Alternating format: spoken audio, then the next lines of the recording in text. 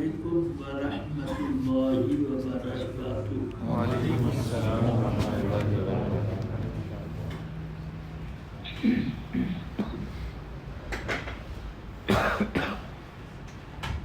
الحمدللہ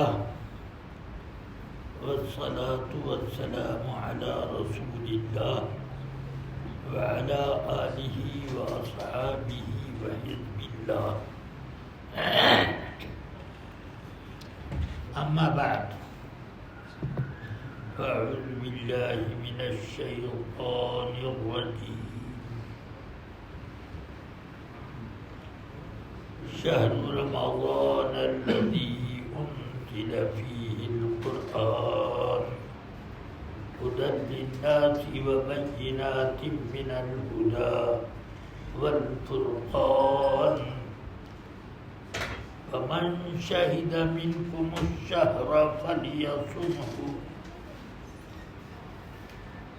صدق اللہ العظیم۔ درود شریف ایک بار پڑھ لیں۔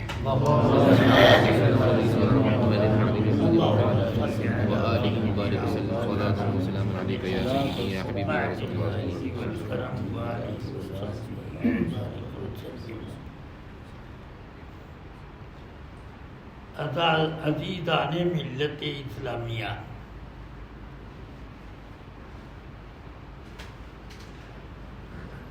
سید کائنات رسول اکرم صلی اللہ علیہ وسلم نے ارشاد فرمایا، شعبان شہری و رمضان شہر اللہ۔ شعبان میرا مہینہ ہے اور رمضان اللہ کا مہینہ۔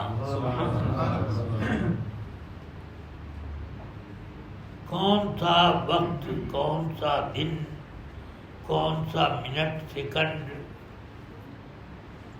ہے جو اللہ کا نہیں؟ سب اللہ کا ہے۔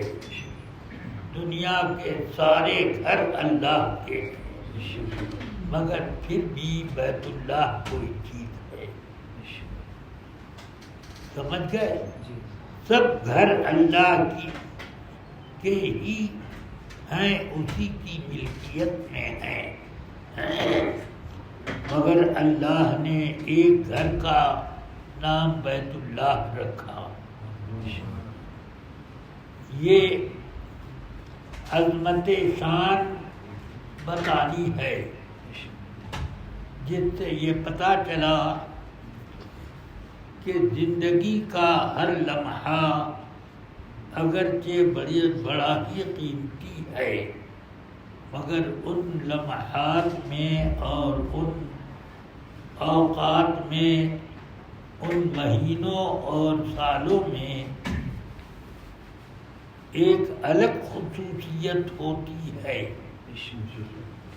جس خصوصیت کی بنا پر وہ وقت اللہ کی طرف منسوب ہوتا ہے۔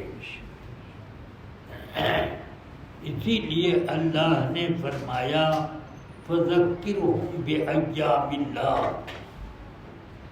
پیارے محبوب، آپ لوگوں کو اللہ کے دن یاد دلائیے۔ کون سے دن اللہ کے نہیں ہیں، مگر ایام اللہ بھی اسی طرح گنے جاتے ہیں جیسے بیت اللہ کا ایک شمار ہے۔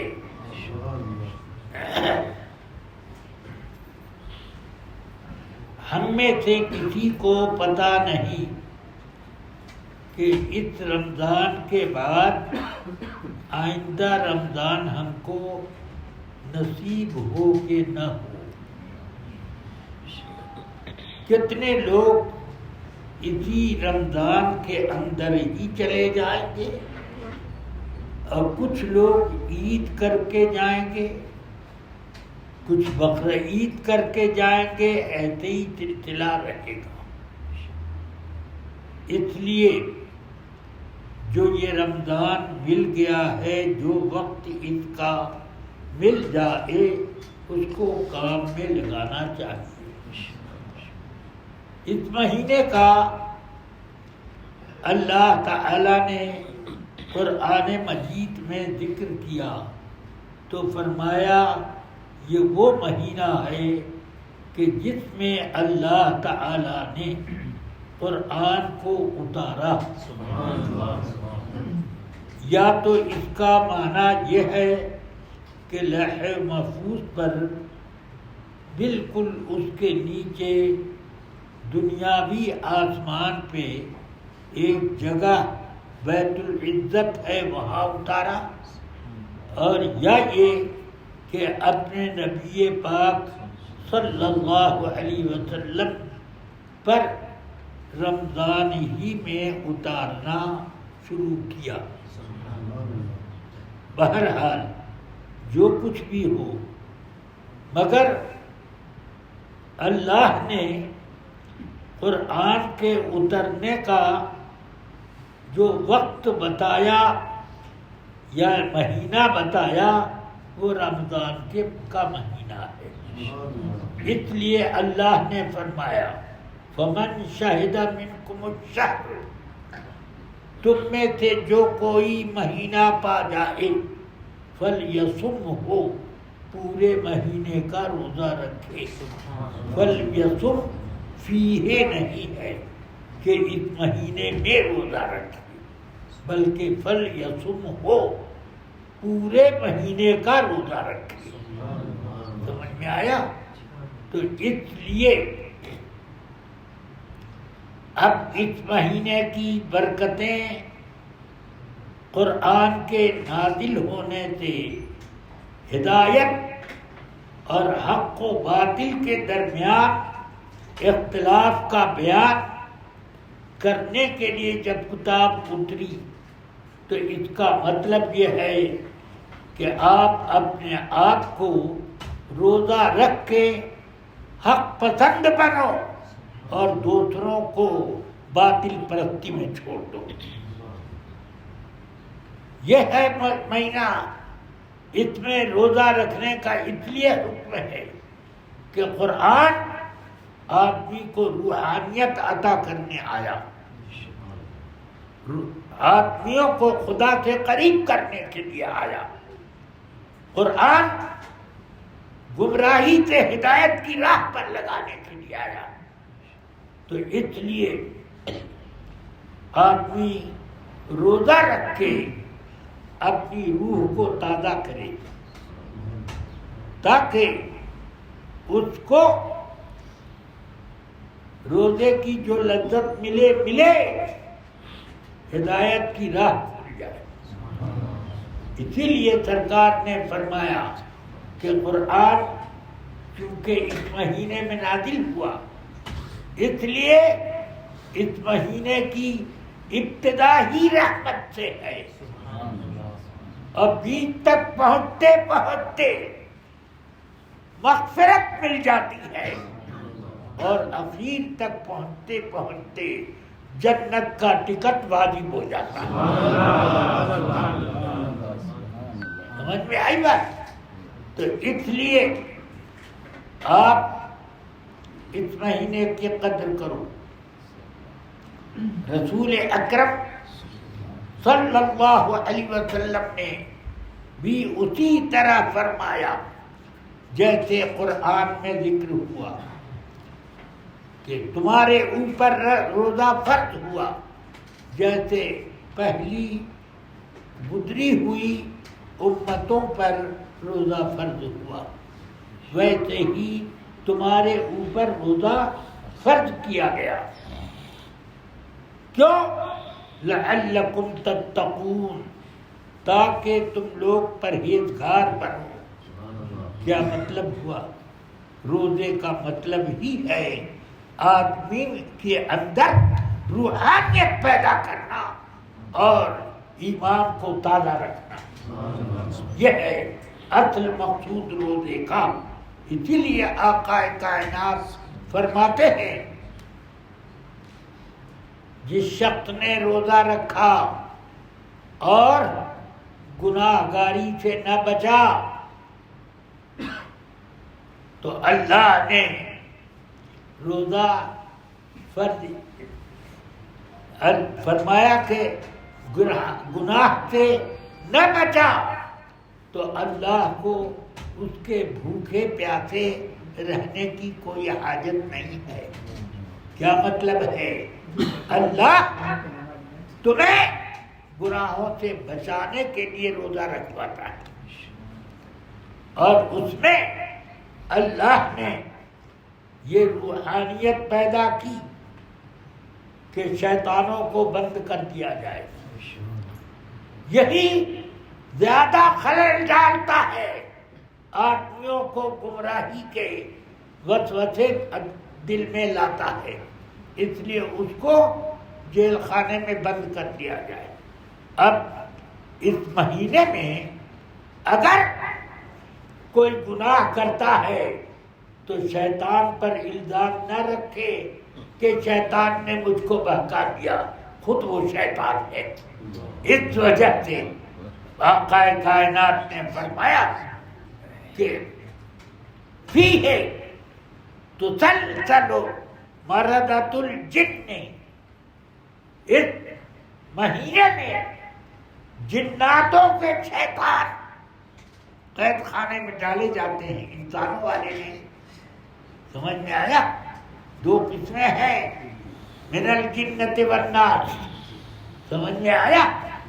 تو اس میں جناتوں کے شیطان تو بند کر دیے جاتے ہیں۔ اب جو انسان گناہ کرتا ہے تو اب بہانہ نہیں کر سکتا، اس لیے فرماتے ہیں کہ جس شخص نے روزہ رکھا گناہوں سے نہ بچا تو اللہ کو کوئی حاجت نہیں ہے کہ وہ کھانا پینا بند کر دے۔ کیا مطلب ہوا؟ اللہ تعالیٰ نے کھانا پینا بند کروایا تو اس لیے نہیں بند کروایا کہ اس کے خزانے میں کچھ غلہ پانی وغیرہ کم ہو گیا تھا، اس لیے روزہ نہیں۔ اللہ کا خزانہ تو اتنا بڑا ہے کہ آقا کائنات فرماتے ہیں اللہ نے جب سے دنیا پیدا کی اور جب تک یہ دنیا رہے گی، اس بیچ میں اپنی مخلوق پر جو خرچ فرمایا، اللہ نے فرمایا کہ اس سے اللہ کے خزانے میں ایک دانہ کم نہیں ہوا۔ جب سے دنیا پیدا ہوئی جب تک رہی، اس بیچ میں اللہ نے جس کو جتنا بھی دیا وہ ابھی اللہ کے خزانے میں سے ایک دانہ بھی کم نہ کر پایا۔ اتنا بڑا خزانہ ہے اس کا۔ تو اس نے گورنمنٹ کے خزانوں کی طرح سے ڈپوزٹ کنٹرول کرنے کے لیے روزہ نہیں رکھوایا ہے کہ بس جیسے بنگال میں میں نے دیکھا، کہہ دیا کہ جمعے کے دن گوشت نہیں کٹے گا اور کوئی آدمی اس روز چاول نہ کھائے تاکہ چاول کا ڈپوزٹ اور گوشت کا کہ جانور کنٹرول میں رہے۔ سمجھ میں آئی بات؟ تو ہفتے میں ایک دن پابندی لگا دی۔ ایسے ہی دنیا کے ہر ملک میں کچھ نہ کچھ کنٹرولنگ ہوتی ہے۔ بہرحال تو اللہ نے خزانے میں کنٹرول کرنے کے لیے ایسا نہیں کیا ہے کہ روزہ رکھوایا۔ خدا کی قسم رمضان میں اتنا اور اتنے قسم کا کھاتے ہو جو سال بھر میں کبھی میسر نہیں ہوتا۔ اسی لیے آقا کائنات فرماتے ہیں فیہ یزاد رزق المؤمن، اس مہینے میں مسلمانوں کی روزی بڑھا دی جاتی ہے، روزی بڑھا دی جاتی ہے. سمجھ گیا؟ 2-3 مہینے میں اتنا زیادہ خرچ کرو، جیسے شادی بیاہ میں خرچ کرتے ہو، تو 4-6 مہینے تک اپنی کمر سیدھی کرنے میں لگ جاتا. مگر رمضان میں روز طرح طرح کے پکوان، طرح طرح کے کھانے، وہ چیز جو سال بھر میسر نہ ہوئی وہ رمضان میں کھانے کو مل جاتی ہے.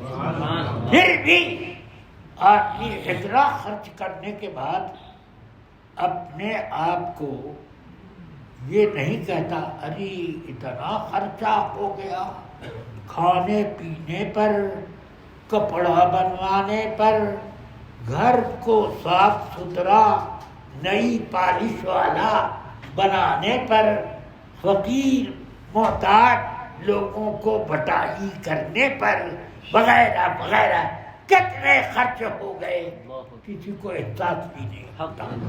یہ دلیل ہے کہ رسول پاک نے جو فرمایا کہ یزاد فیہ رزق المؤمن، اس مہینے میں مسلمان کی روزی بڑھا دی. سبحان اللہ. سمجھ میں آئی بات؟ اب اس لیے کسی کو کوئی احساس بھی نہیں ہوتا کہ اتنا خرچ ہوا کہ اتنا. اگر اپنے بچے کی شادی کرے تو 4-6 مہینے تک درست میں لگ جاتا ہے. ارے یار اتنا خرچ ہو گیا، ارے یار اتنا خرچ ہو گیا، اور اب بزنس میں سے بھی نکال کر کے ڈال دیا، یہ کیا وہ کیا، اتنا لوگ کہتے ہیں. مگر رمضان میں کوئی بھی اتنا امیر غریب سب خرچ کرتے ہیں. مگر بہرحال روزی بڑھانے کی دونوں راہیں اللہ نے پیدا کی کہ خوب کھانے کو بھی ملتا ہے اور طرح طرح کی چیزیں کھانے کو ملتا ہے. ہاں سب ہوتا ہے. اللہ تعالی خیر فرمائے. روزہ رکھنے سے روحانیت بڑھتی ہے. اب اس روحانیت کو کی نیت سے روزہ رکھے. اسی لیے آقا کائنات کی وہ حدیث میں نے سنائی کہ جو روزہ رکھے اور گناہوں سے نہ بچے تو اللہ کو کیا کوئی حاجت تھی کہ کھانا بند کر دے، پینا بند کر دے؟ اللہ کو اس کی کوئی حاجت نہ تھی، بلکہ ہمیں اس بات کی حاجت تھی کہ ہم اپنے اندر جو دلوں پر میل اور کھوٹ جم گئی، روحانیت میں کثافت آ گئی، اس کو دور کرنے کے لیے روزہ رکھیں. اسی لیے رمضان میں قرآن اتارا گیا. کیوں رمضان میں؟ اس وجہ سے کہ روزہ رکھنے سے قرآن کا مقصد پورا ہوتا ہے کہ قرآن ہدایت اور گمراہی سے بچنے کے لیے اترا ہے، ہدایت دینے کے لیے اور گمراہی سے بچنے کے لیے. اس کام کے لیے قرآن اترا ہے. تو روزہ رکھو گے تو ہدایت کا جذبہ دل میں بیدار ہوگا اور غلط روی سے بچنے کا شوق آئے گا. اللہ تعالی ہم سب کو توفیق خیر عطا فرمائے.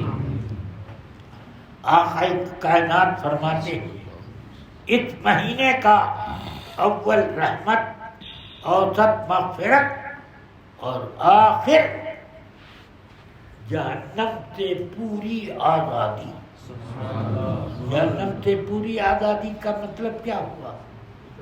یعنی شروع سے ہی جنت ملے گی، ورنہ دخول اولی ہر ایک کے لیے مقدر نہیں ہے جنت میں. کتنے مسلمان ہیں اپنے گناہوں کی وجہ سے پہلے جہنم میں ڈالے جائیں گے، پھر نکال کر کے جنت میں ڈالے جائیں گے. مگر جو روزے جیسا رکھے اور پرہیزگاری اختیار کرے تو اس کا روزہ جہنم کی گرمی سے بچا لے گا. ایک دن کے لیے بھی، ایک گھنٹے کے لیے بھی جہنم میں جانے نہیں دے گا. نیکیوں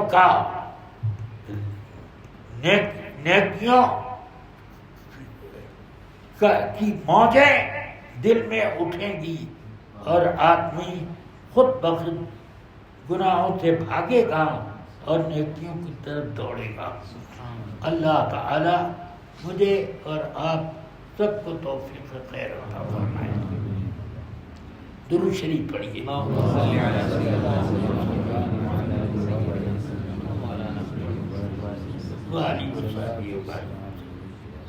رفیقان گرامی، رمضان میں شیطانوں کو بیڑی پہنا دی جاتی ہے. کوئی آدمی بہانہ نہیں کر سکتا کہ مجھ سے یہ غلطی شیطان نے کروا دی. تو اس کا معنی یہ ہوا کہ آدمی رمضان میں کوئی غلط کام کرے تو اس کا ذمہ دار وہ خود ہے. ایک معنی. دوسرا معنی، شیطان جن یہ انسانوں کو نہیں بہکائے گا، مگر انسانوں کے جو شیطان ہیں وہ بہکانے پہ لگے رہیں گے. تو اس لیے آدمی کو اپنے ایمان اور عمل اور ایمان کی زیادہ حفاظت کرنی چاہیے، عمل کی بھی. اس لیے کہ آقا کائنات صلی اللہ علیہ وسلم نے پہلے ہی ارشاد فرمایا کہ قیامت جب قریب آئے گی تو گمراہیاں، بدعتیں، سنتوں سے بھاگنا، نیکیوں سے سرکشی اور گناہوں سے محبت، اس طرح کا حال پیدا ہو جائے گا.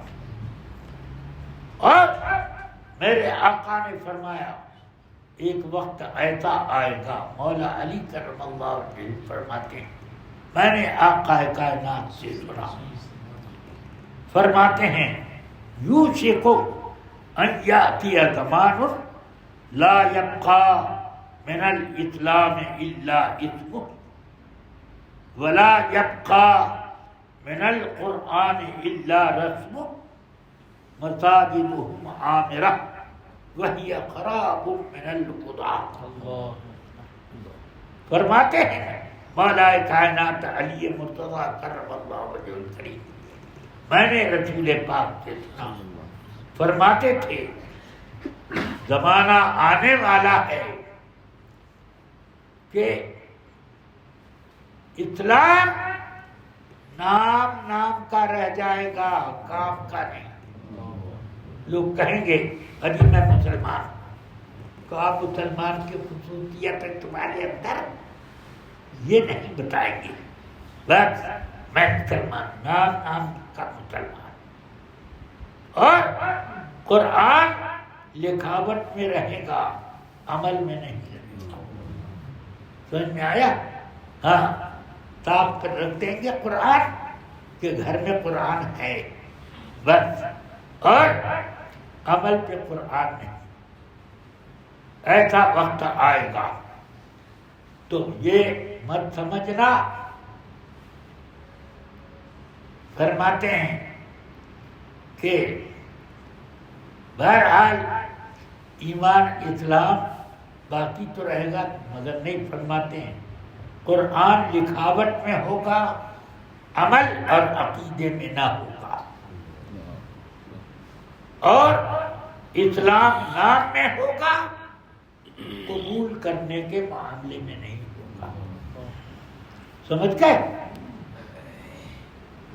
مساجدہم عامرہ، مسجدیں کھچا کھچ بھری ہوگی، وہی خراب من الہدی، اور ان مسجدوں میں ہدایت کا نام و نشان نہ ہوگا۔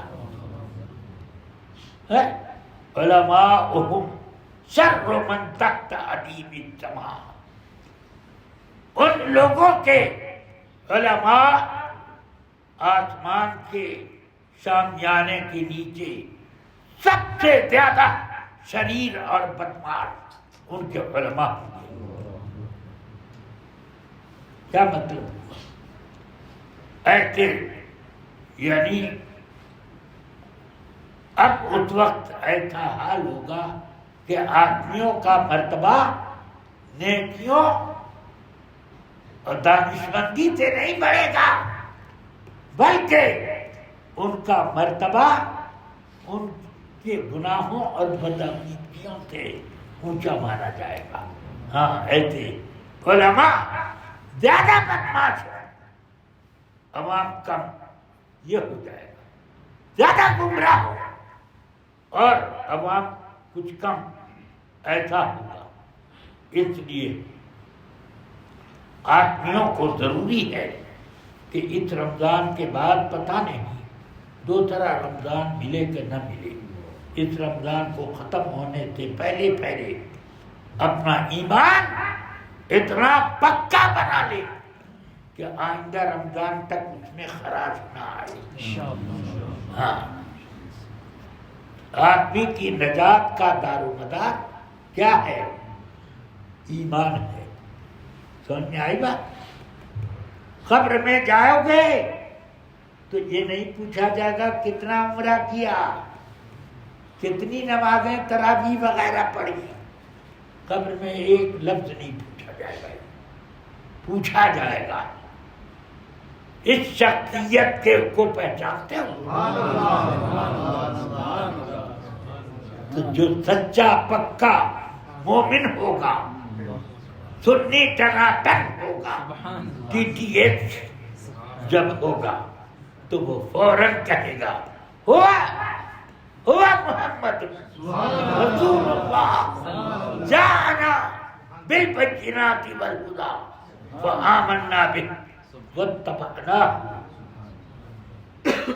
یقول ثلاثہ، بخاری شریف کی 3 حدیثیں ہیں، ان تینوں حدیثوں میں یہی ہے۔ حضرت اسماء بنت ابی بکر سے، حضرت براء ابن عازب سے، حضرت انس ابن مالک سے، 3 صحابہ نے روایت کی۔ ان میں صرف ایک سوال کا ذکر ہے، 3 سوال کا نہیں ذکر ہے، ایک سوال کا۔ پوچھا جائے گا میری طرف اشارہ کر کے، ما تقول فی ھذا الرجل، ان کے بارے میں تمہارا کیا عقیدہ تھا، یہ بتاؤ۔ تو ایمان ہی تو پوچھا، عقیدہ کیا تھا ان کا؟ ما تقول، کس بات کے قائل تھے ان کے بارے میں، تو یہ عقیدے ہی کی بات ہوئی۔ تو مومن ہوگا تو رسول پاک فرماتے ہیں وہ ہوگا سچا مومن تو وہ کہے گا ہوا محمد رسول اللہ جاءنا بالبینات والہدی فآمنا به واتبعناہ۔ ثلاثا، 3 مرتبہ یہی بات کہے گا۔ سوال 1 مرتبہ کیا گیا ان کے بارے میں کیا کہتے ہو، اور جواب وہ 3 مرتبہ اسی بات کا دہراتے ہیں۔ اس کو اتنا مزہ آئے گا سرکار کو دیکھ کہ ان کے سامنے 3 مرتبہ اقرار کا جوش خود ہی پیدا ہوا۔ نعرہ تکبیر، نعرہ رسالت، مسلک اعلی حضرت۔ تو وہ پہچان کر کے فرماتے ہیں فرشتے نے پوچھا 1 مرتبہ، اور وہ رسول پاک کے بارے میں 3 مرتبہ ایک ہی بات کو دہرایا۔ اور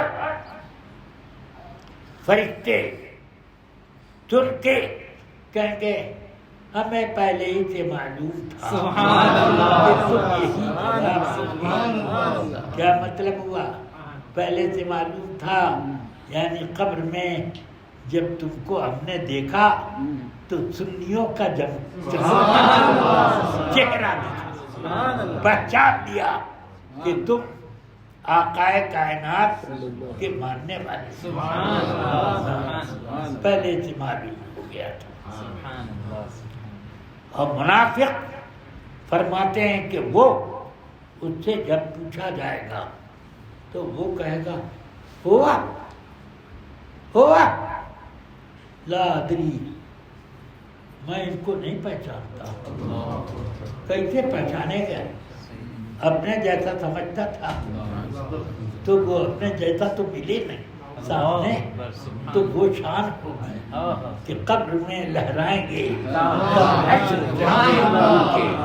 جلوہ فرما ہوگی جب طلعت رسول سبحان اللہ تو وہ کہے گا وہ یہ سوچے گا ارے ہمارے رسول تو ایسے بے مثال نہیں تھے وہ تو ہمارے ہی جیسے تھے کہ یہ کوئی اور ہیں وہ یہ اس لیے کہے گا میں پہچان نہیں پا رہا ہوں مگر سنی جانتا تھا کہ بے مثال ہے جب دیکھا کہ بے مثال شخصیت ہے سامنے پکار اٹھے گا اسی کو اللہ نے فرمایا قرآن مجید میں یثبت اللہ الذین آمنوا بالقول الثابت رسول پاک فرماتے ہیں نزلت فی سؤال القبر یہ آیت قبر کے سوال کے بارے میں اتری ہے جس کا معنی کیا ہے اللہ ایمان والوں کو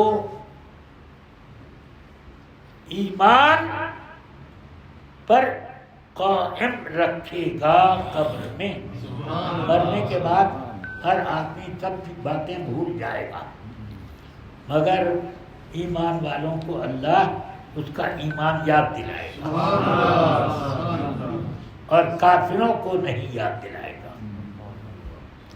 اس لیے اب سب مسلمانوں کو اپنا ایمان زیادہ سے زیادہ تازہ رکھنا چاہیے اور رمضان مبارک میں خوب اس کو روشن جگمگا کے بناؤ میرے اعلیٰ حضرت رضی اللہ تعالیٰ عنہ نے ساری زندگی ایمان کے بچانے اس کی حفاظت کرنے کی تلقین کی انہیں جانا انہیں مانا نہ رکھا غیر سے کام للہ الحمد میں دنیا سے مسلمان گیا آج لے ان کی پناہ آج مدد مانگ ان سے پھر نہ مانیں گے قیامت میں اگر مان لیا صلی اللہ تعالی علی سیدنا محمد وآلہ وصحبہ اجمعین برحمتک یا ارحم الراحمین.